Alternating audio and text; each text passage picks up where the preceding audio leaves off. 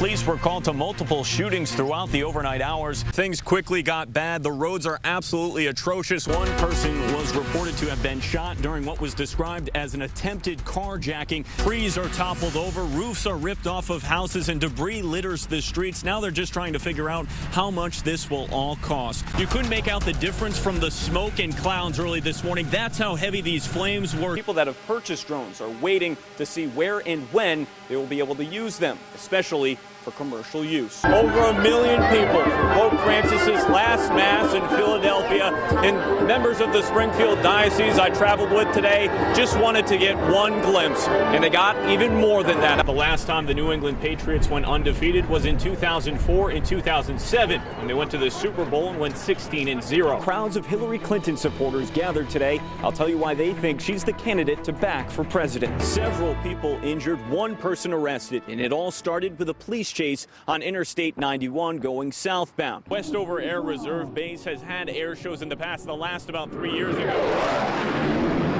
But nothing quite as extreme as the Great New England Air Show. Pope Francis' official visit to the United States has been met with enthusiasm, not just by Catholics, but by those who support his values. MGM Springfield wants to change the design of its casino, but the changes have the Gaming Commission and some residents asking why. A teenager was arrested this morning after police say he fired several shots while riding a bicycle around Springfield's Forest Park neighborhood. An electric generator explosion rocked downtown Los Angeles Thursday night. If you're a local, you can see the planes flying overhead. You might see the service members coming in and out of Westover Air Reserve Base, but what sort of role does it play for the rest of the nation? A teacher who died trying to protect her students during the shooting at Sandy Hook Elementary School in Newtown, Connecticut, has had a school named after her. The Victoria Soto School was dedicated in her hometown of Stratford.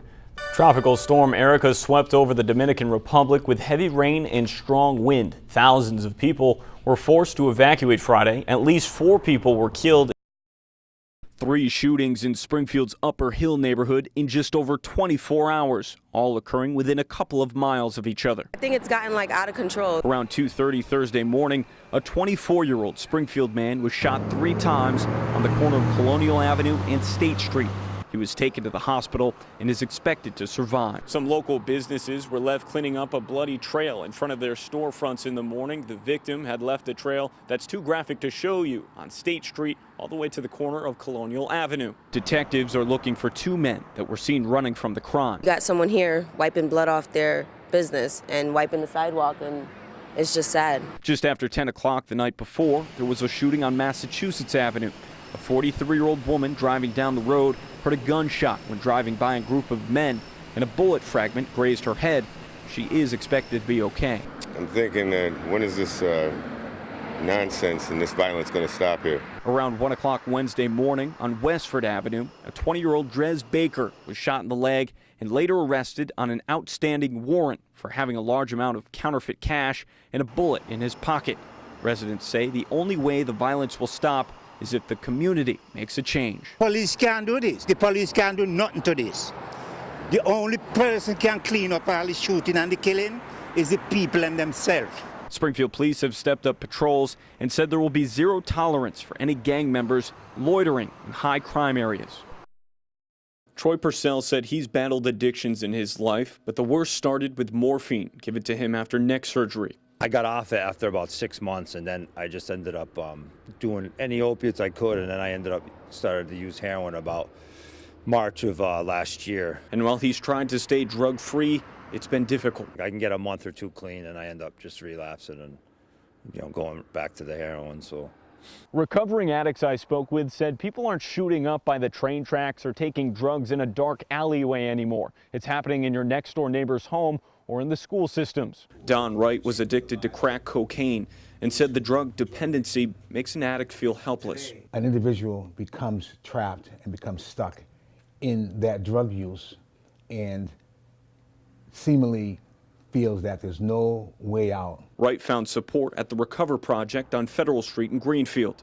Gives them the ability to start receiving support, building a network, and gives them a leg up on recovery. Project Director Linda Siraj is a recovering alcoholic who discovered that it's not just about treatment. Our job here at the Recover Project is to say, and then what? and then what? Siraj said their goal is to create a sustainable lifestyle with peer-to-peer support for recovering addicts. We've decided in recovery that no longer can we keep silent. Right about here, I'm thinking, how did I end up in the back seat of this plane? And then right about here, I start to enjoy myself.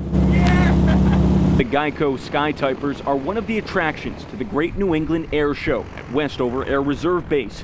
I got to put on a flight suit, helmet, and parachute and climb up into the cockpit for a flight. What you're going to see is something you've never seen before. You're going to see something that a lot of people don't get to see, and that is another airplane right up close to you. These SMJ-2 planes were built in 1940 to train World War II pilots, but they've still got some speed. And if you open the hatch, you feel the wind bias about 150 miles per hour. At the same time, these planes fly in tight formation and print words or symbols in the air with smoke, otherwise known as sky typing. We spell out messages that can be 1,500 feet tall, and they can be as long as 6 to 8 miles, depending on how complex the messages are. One aerobatic pilot joined the group as we flew over Springfield. Without a cloud in the sky, I could see the Connecticut River and the sprawling fields of western Massachusetts.